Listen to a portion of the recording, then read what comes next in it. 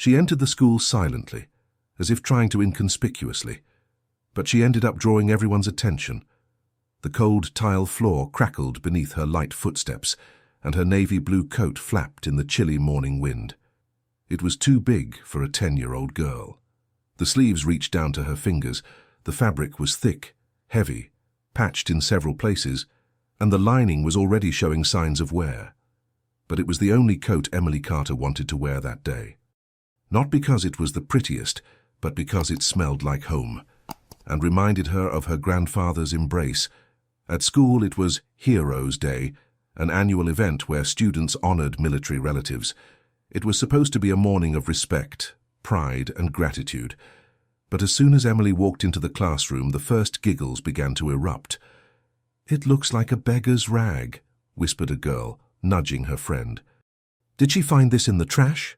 The words were whispered, but razor-sharp.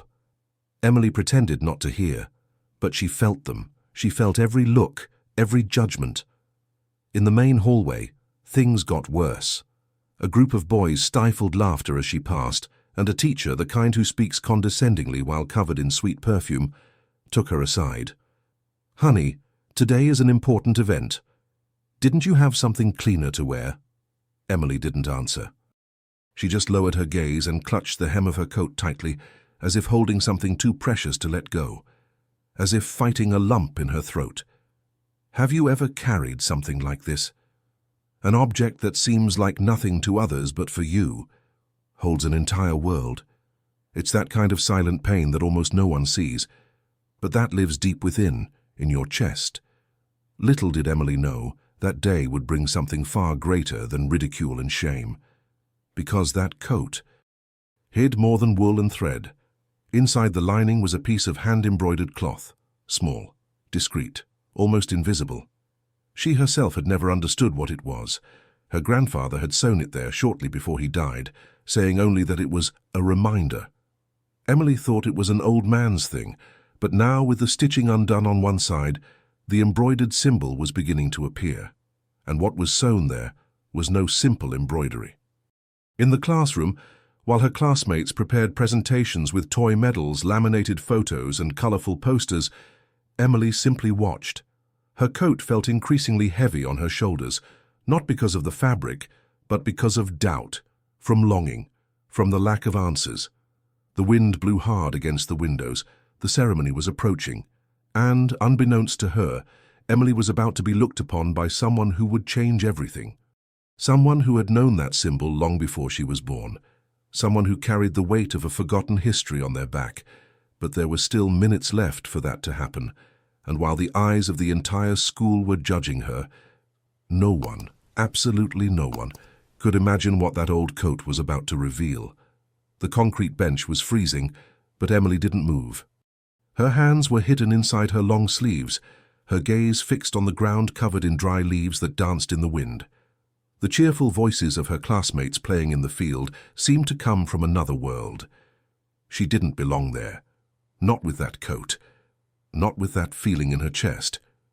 Recess, which should have been a light moment, was just another place where she didn't fit. With every step, every sideways glance, it felt like she was carrying not only her grandfather's coat, but also the weight of his absence. 2 weeks ago, she'd still seen him every morning in the porch chair, sewing slowly, his glasses slipping down his nose, humming old songs only he knew. Now all that remained was silence, and that old fabric, smelling of wood and salty wind, as if it still held pieces of a story she'd never fully understood. In her memory, he'd seemed so calm. "This coat will protect you, little one, more than you know." She'd smiled at the time, thinking it was just a nice phrase, one of those things adults say to sound wise. But now, with her heart sinking and her throat tight, she was beginning to think it was more than affection. It was a kind of warning, or maybe a promise. Across the courtyard, 2 boys laughed loudly. Emily didn't see it, but she knew it was her they were laughing at. One of them pointed discreetly, and the other burst out laughing. "Looks like he slept with the station bums," she heard. The words stabbed like knives. She squeezed her eyes shut, trying to hold back the tears. She wouldn't cry there. She wouldn't give them that pleasure. But inside it felt as if she was slowly falling apart, like the old fabric of her coat. There was no one around. No friends, no adults, sensitive enough to notice. The world seemed to go on, and Emily was just a forgotten note at the end of the song. That's when she looked inside the sleeve. A seam was loose. The wind had pulled a thread, and there, right on the inner lining, a piece of embroidery appeared. Small, simple, but strange. Like a symbol she'd never seen before. A mountain, a lightning bolt, and dried leaves all around, hand-embroidered with thick, firm thread, as if someone had done it not just with their fingers, but with their soul. She touched the fabric slowly. It was there in that hidden detail that lay the only clue to something bigger, something perhaps even she shouldn't see yet. At the end of recess, the teacher called the students to organize themselves in the auditorium. Everyone was excited. Some carried signs, others wore toy military caps. Emily walked last, her head down, her coat swinging silently. One teacher tried to joke, "Where's your tribute, Miss Carter?" She just walked on. The weight on her chest was answer enough. At the auditorium entrance, she nearly tripped. A boy had bumped into her on purpose. He didn't apologize. "If she were my granddaughter, I'd hide her," she muttered to the classmate next to her. The words echoed louder than any microphone. Emily sat in the last row. From there, she watched her classmates being called to the stage one by one. Photos, names, dates, stories. But it all seemed staged, as if they were trying to recreate the heroism they didn't understand. She felt her grandfather wouldn't fit in there, not in this kind of tribute. He didn't like applause, he never talked about medals. But in his silence, he carried something no one had ever seen. When Emily's name was called, there was a brief silence in the audience. She walked slowly up the steps without a sign, without a photo, without any decorations. Just her coat, her old navy blue coat that now seemed even bigger, even heavier, even more out of place. She stopped in the center of the stage. The microphone was too tall for her. She tried to pull it away, but it creaked. That coat was my grandfather's. That was it. And then came the laughter. A group of students in the right corner of the room started laughing, trying to hide it. But they couldn't. The mockery grew, like a wave that no one cared to contain. One teacher cleared his throat. Another looked away. The principal fiddled with his cell phone. Emily didn't finish her sentence. She just stepped off the stage, her face flushed and her heart pounding. Her coat swung behind her, now looking like a burden of shame. She walked back to the back of the auditorium and shrank into her chair. She wanted to disappear. She wanted the floor to drop away beneath her feet. But then something happened. A discreet movement at the side of the stage. Someone new was entering. Firm steps, impeccable uniform, a presence that commanded respect without saying a word. He was the invited general, the most anticipated of the morning, Henry Blackstone, a name the adults spoke with reverence, that the children barely knew. But that made the base sergeants straighten their posture, a man who carried decades of service, secret stories and scars no one saw. Emily watched him without looking up. He began walking down the row of students, shaking hands, praising the posters, smiling formally. And then he stopped, right in front of her. The general's eyes lowered just for a moment, and they saw what no one had seen before. The lining of the coat was open, the embroidery exposed. Time seemed to stop there. The general's face paled slightly. He didn't say anything. But in that instant, something inside Emily changed. She felt it. He felt that old symbol was not just a drawing. It was a secret, and the man before her knew exactly what that meant. Subtly, as if the world around him had gone silent, he removed the military hat from his head. Not in a hurry, not with ceremony, but with respect, with the kind of reverence that is not taught in the classroom. Now, think with me. What could a decorated general with decades of experience see in a simple children's coat to the point of stopping everything? Comment there. There are things that no one sees from the outside. The echo of laughter still hung in the air as Emily stepped off the stage. Each step seemed higher than the last. The ground felt distant, unstable, as if the world had collapsed beneath her feet, and perhaps it had. She didn't look at anyone. Her face burned, but her eyes remained dry. It was as if shame had frozen her tears. The auditorium was packed, but Emily had never felt so alone. She sat back down in the last row, trying to shrink into her coat, as if she could disappear right there. The rough fabric now felt harder, heavier, more painful. Everything about her hurt, her tense shoulders, her queasy stomach, her throat tight from the unshed tears. No one approached. No one tried to console. Teachers, colleagues, even the staff. Everyone acted as if nothing had happened. The ceremony continued. The tributes continued. Toy medals were proudly displayed, speeches memorized and filled with applause. Emily saw only blurs, muffled sounds. As if she were in a place where no one spoke the same language as her. And then came a thought that hurt more than any laughter. She thought her grandfather would be proud. But maybe even he thought she shouldn't have worn the coat. This idea was unfair. But children also create internal punishments that the adult world doesn't always notice. Emily began to blame herself, for her clothes, for her shaky speech, for not having something better to show. As if the fault were hers, not the cruelty of others. Amid the flurry of voices, the image of her grandfather emerged in her mind, not in uniform or medals, but on that calm morning, sewing the coat with slow, precise hands. The sun beat down on his face, and the thread ran through the fabric like a thread of memory being rewoven.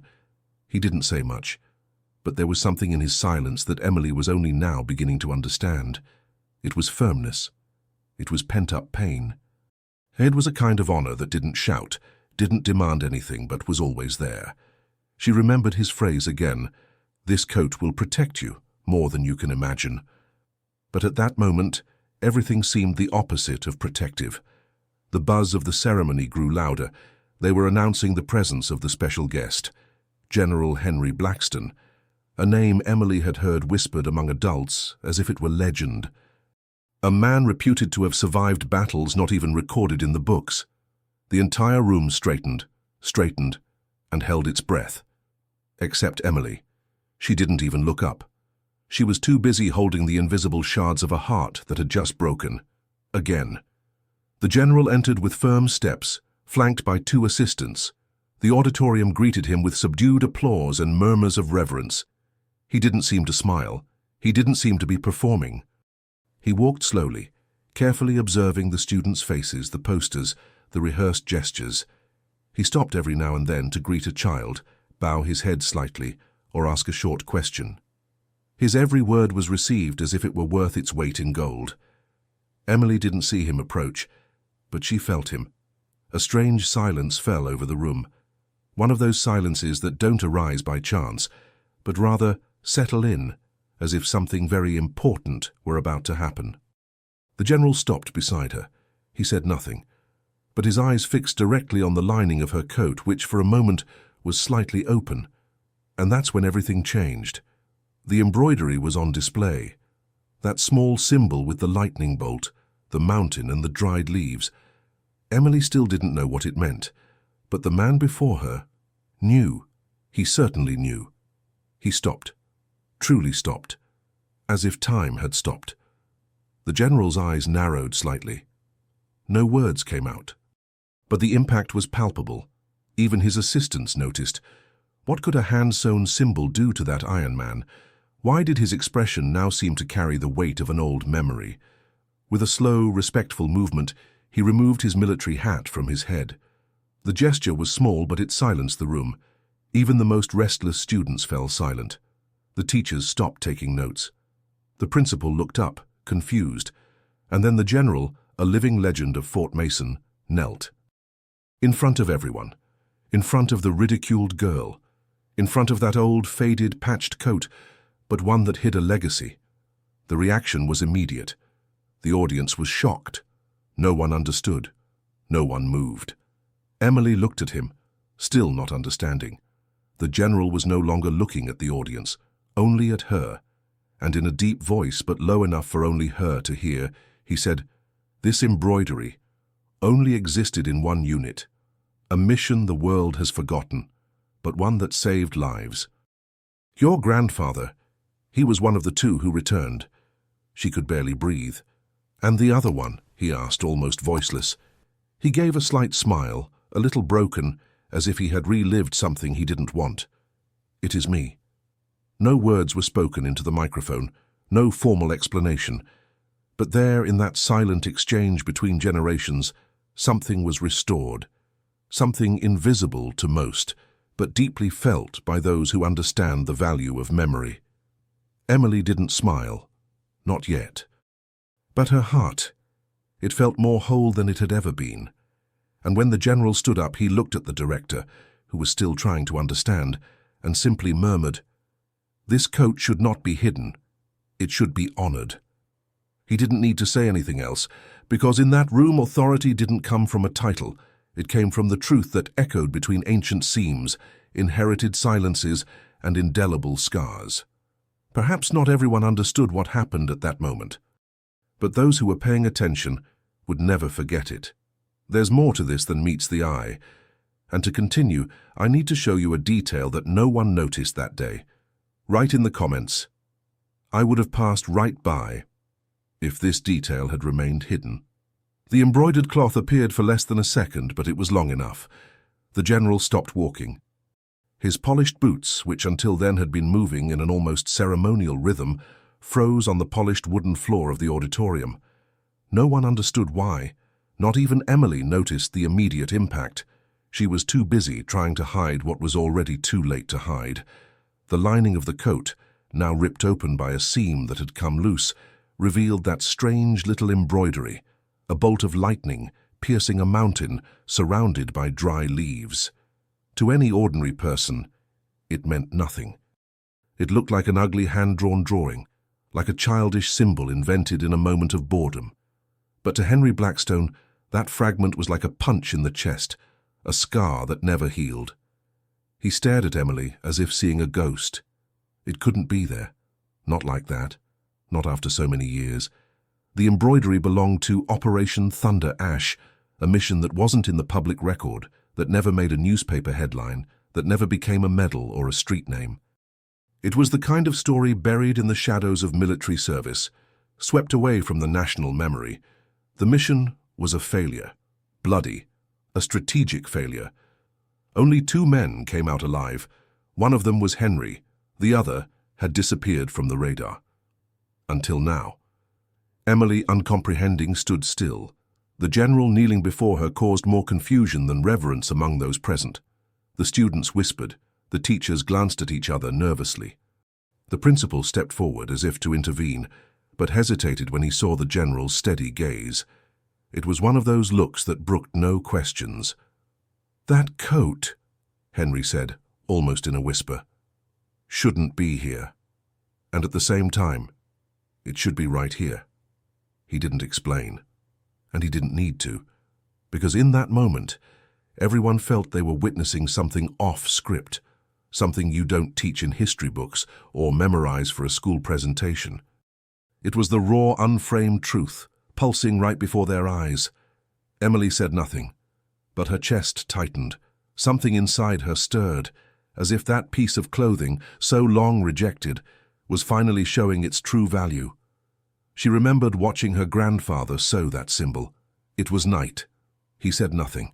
He just worked with an almost ceremonial concentration, as if he were sewing not a cloth, but a secret. At the time, she tried to ask, "What is this, Grandpa?" And he just smiled with a tired air. "It's for you to remember that not everything that is invisible ceases to exist." Now that made sense. As silence fell over the auditorium, Henry stood, and then, without any preparation, he turned to the audience. His voice echoed firmly. "You all prepared to honor heroes, but you forgot to look into the eyes of those right in front of you." He pointed at Emily. Today, this child was ridiculed. They mocked her. They ignored the history she carries, and all because you only see shine, pressed uniforms, and memorized speeches. A pause. But true honor sometimes comes silently, hand-sewn, hidden in an old coat lining. The impact was immediate. Some students lowered their eyes. Teachers blushed. The principal looked as if he wanted to evaporate. But Emily just took a deep breath, for the first time feeling that the coat no longer embarrassed her. It was her armor. And as heavy as it was also protection. At the back of the auditorium, a woman discreetly stood up. It was the school librarian. Her eyes were teary. She knew, not everything, but enough. She walked over to Emily and placed a gentle hand on her shoulder. A simple gesture, but one that meant more than any words spoken so far. And in that gesture, Emily understood. There were other people who also carried stories sewn inside. It wasn't long before the tension turned to a murmur, and the murmur turned to silence again. But this time, a different silence. A silence of respect, of transformation, of a mindset turning inside out. Later, with the auditorium now empty, Henry called Emily aside to talk. They sat on a bench in the school's courtyard, surrounded by trees shedding their leaves. The air smelled of autumn and memories. He took a folded piece of paper, yellowed with age, from his inner pocket. "I've kept this since the operation. It was a letter your grandfather wrote but never got around to sending." He handed it over carefully. Emily's hands trembled as they touched the paper. She recognized the shaky handwriting. At the top, her name. For Emily, when she's big enough to understand. She still didn't know if she was big enough, but in that moment, she began to feel like she was ready to find out. And as she held that letter with fingers too small for all that, a new question arose within her. If that symbol was so important, why didn't Grandpa ever tell anyone? Something was still hidden in this story, and it would no longer be a sewn silence. Comment there. Some stories live inside out. The gesture was so unexpected that for a few seconds no one moved. The ambient sound of the auditorium, previously filled with clapping, whispers, and scraping chairs, disappeared. Everything fell silent as General Henry Blackstone, a man of legendary rigidity, knelt before a 10-year-old girl, before an old coat, before something everyone had ridiculed moments before. Emily froze. She didn't know whether to thank him, apologize, or run away. All she could feel was her heart pounding, as if something inside her had awakened, or come back to life after a long time hidden. The coat, which hours ago had felt like a burden, now felt like silent armor. But she still didn't know why. The general remained standing there, motionless. His impeccable uniform contrasted sharply with the school's linoleum floor. His hands clutched his military cap to his chest, but his gaze remained fixed on the exposed embroidery. It was as if that small stitching was pulling at invisible threads of a past never forgotten, only buried. The history teacher, who moments earlier had rolled her eyes when she saw Emily enter the room, tried to force an awkward smile. The principal wiped the sweat from his forehead with a handkerchief, and her classmates, they stared in astonishment, not because they understood what was happening, but because they sensed something out of the ordinary was before them, and for some reason, it all revolved around the girl they had mocked. The general stood up slowly. His eyes were slightly teary, but his voice remained firm. "What is your name?" "Emily. Emily Carter." He nodded and said quietly, just for her, "Your grandfather was James Carter of the Thunder Ash Unit. I was with him until the last day." Emily didn't respond, but the simple mention of her grandfather's name, spoken by that man with such reverence, changed everything. It was as if for the first time someone confirmed that what she felt, what she imagined, was real. He was special, and not just to her. But still there was a burning question inside. Why hadn't Grandpa ever told him? Why had he kept that symbol hidden, sewn inside, as if he didn't want anyone to see it? The general seemed to guess what she was thinking. "Your grandfather was the kind of man who preferred to carry the glory alone, so that no one else would have to carry the burdens." He touched her shoulder lightly, and for the first time, Emily felt she wasn't just a child trying to make sense of the world. She was part of something bigger, a story not found in books, a legacy that no matter how hard they tried to hide it was there, sewn into her soul. The ceremony continued, but nothing else held the same brilliance. Everything seemed pale after that scene. The general's presence was marked not by the official speech, which he never delivered, but by the silence he respected and the memory he revived. Later in the school hallways, while most students were hurrying to the buses, Emily was discreetly called to the principal's office. She thought it would be another reprimand, another awkward conversation about how to behave or what kind of clothing is appropriate for events. But when she entered, she saw that it wasn't the principal waiting for her. It was the general himself, now free from the stiffness of ceremony. He sat, hands clasped on his knees, staring out the window as if reliving something distant. "Sit here, little one." Emily obeyed. She sat on the edge of her chair, trying to look brave, but her fingers tightened in the fabric of her coat again. "Can I show you something?" He pulled a small, aged leather case from the inside pocket of his jacket. He opened it carefully. Inside was a worn, metal insignia, the same symbol embroidered on the lining of the jacket. Few of these were made. Maybe 7 or 8, most of them are lost, but this one stayed with me. He placed the symbol in Emily's hands. "Your grandfather saved me, twice. Once in the jungle, and again years later, when I had almost forgotten who I was." Emily looked at the object as if holding something sacred, and perhaps it was, because it wasn't just a piece of metal. It was the hidden truth of a journey that had never been told. "You need to keep this, because the world sometimes forgets the true heroes, and you are the one who will remember." She nodded, speechless. Outside the room, the corridors were empty, but inside, in the hands of a girl and the eyes of a general, the past was still alive, and it pulsed like a secret that had finally found a resting place. But there was more, a detail the general hesitated to reveal there, but which could no longer be ignored. Something that was still hidden, waiting for the right time to be revealed. Right there. True value always finds a way to appear. The school hallway, once chaotic with hurried footsteps and mingled voices, now felt like a sanctuary of silence. Emily walked slowly, still holding the metallic symbol in her hands, feeling the cold metal against her skin as if it carried a different temperature from the rest of the world. Each step echoed as if it marked the end of an old version of herself and the beginning of something she didn't yet fully understand, but already felt. In the warden's office, the general stood still, staring out the window at the empty courtyard. The late afternoon light slanted in, casting long shadows on the polished floor. He seemed distant, trapped somewhere in the past. Emily, despite not wanting to interrupt the silence, summoned her courage.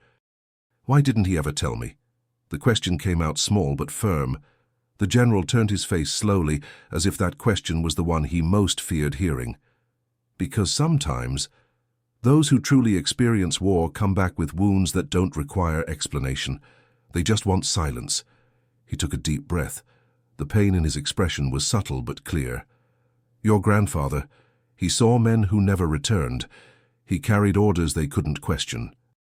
And he saved lives who never knew how much they owed him. Telling all this to a child might be heavier than carrying it alone. Emily lowered her eyes. She understood. In a new way, like someone who grows up without realizing it, like someone who trades toys for truths that no longer fit in their hands. The general then approached the small corner table where his leather briefcase sat. He opened it carefully, removing a yellowed envelope sealed with weathered tape. Your grandfather gave me this before he disappeared from the base. He said I was to keep it, and only give it to him if he never returned. He handed the envelope to her. I didn't know if I should give it to you, but today, after everything you've been through, I think you're ready. Emily's hands were shaking. It was her grandfather's handwriting on the front, in irregular letters, firm but charged with emotion. For Emily, when you need to understand who I was. She didn't open it there, not yet. She tucked the envelope next to the metal symbol into her coat pocket. She felt she needed a moment alone to read it, away from prying eyes, away from questions. It was too intimate. As she left, the general escorted her to the main door. Some parents were already waiting for their children. Others, still perplexed by the scene in the auditorium, looked at Emily with confused expressions as if trying to reconcile the girl's image with the gesture of the most respected man on the military base. Emily pulled her coat around her shoulders and headed for the gate. But before she could cross it, she heard the general's voice once more. "Emily, the Thunder Ash mission had a code that your grandfather always repeated, even in the worst moments." She turned, curious. "What code?" He smiled almost tenderly. "The roots of what we are hidden but firm as rock." And then he added, "You are one of those roots." That night, back home, Emily waited for everyone to fall asleep. The lamplight cast an amber hue over the furniture. She sat at her bedroom desk, the envelope in her hands, the symbol next to it. She took a deep breath. She opened it. The letter began like all the ones grandfather left at Christmas.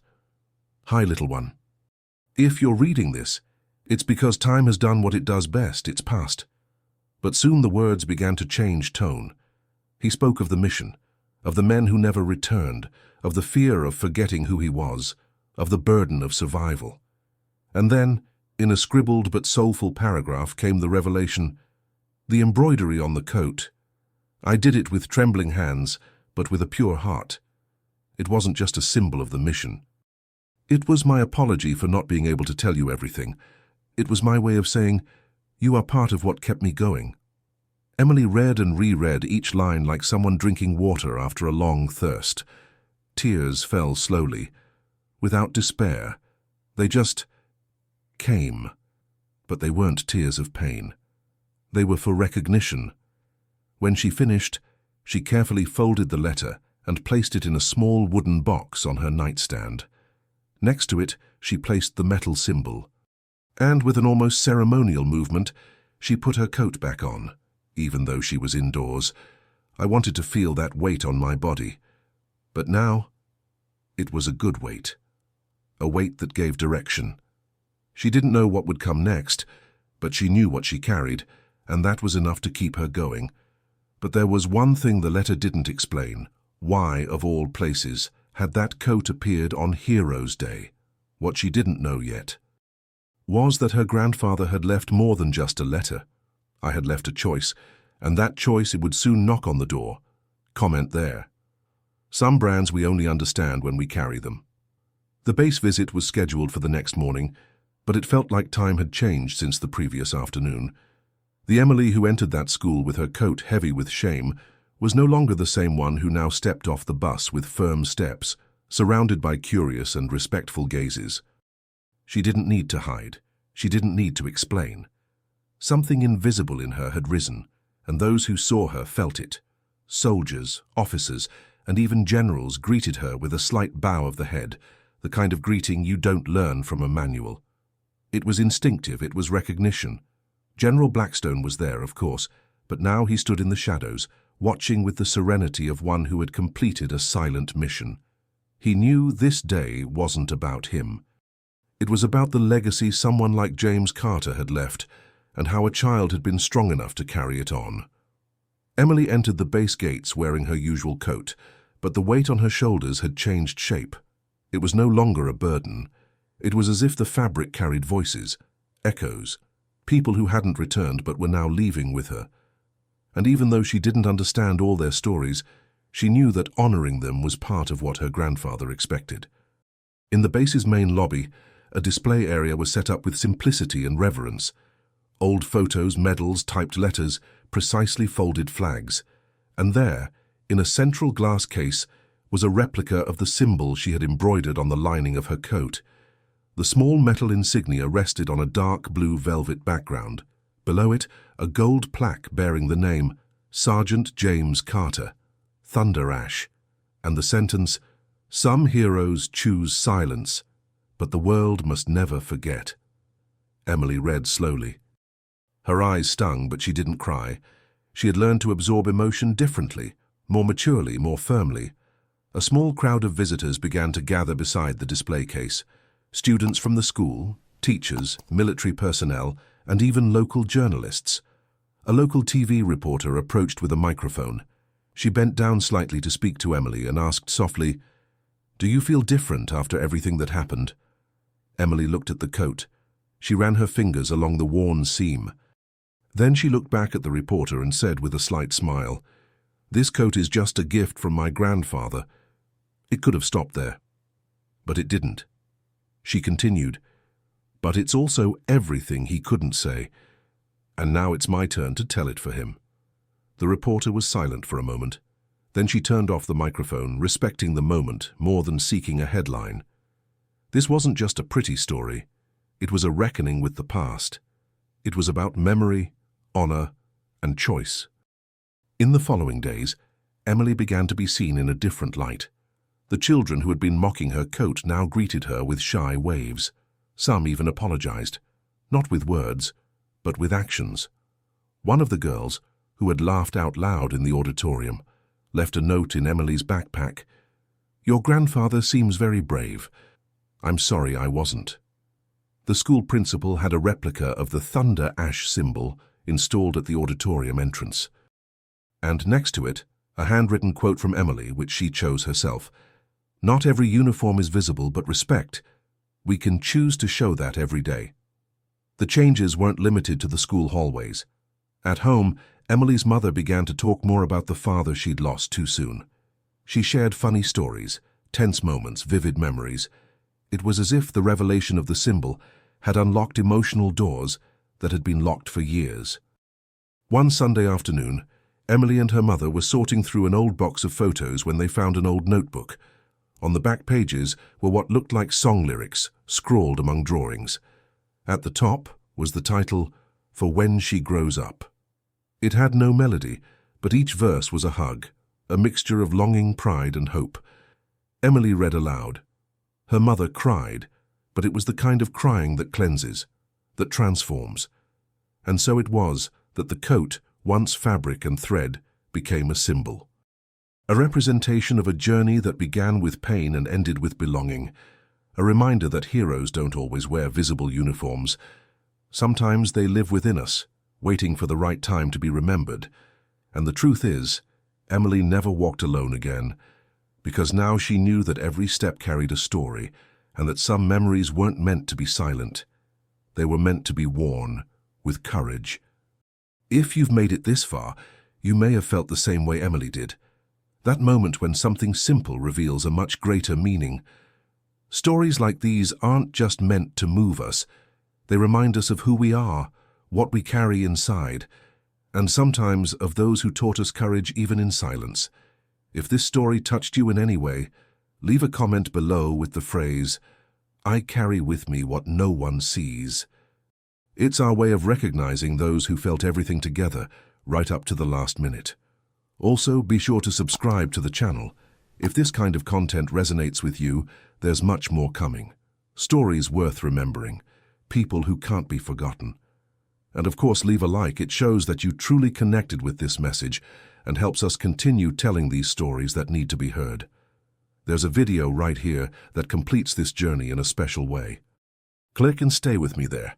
The next story might be exactly what you needed to hear today.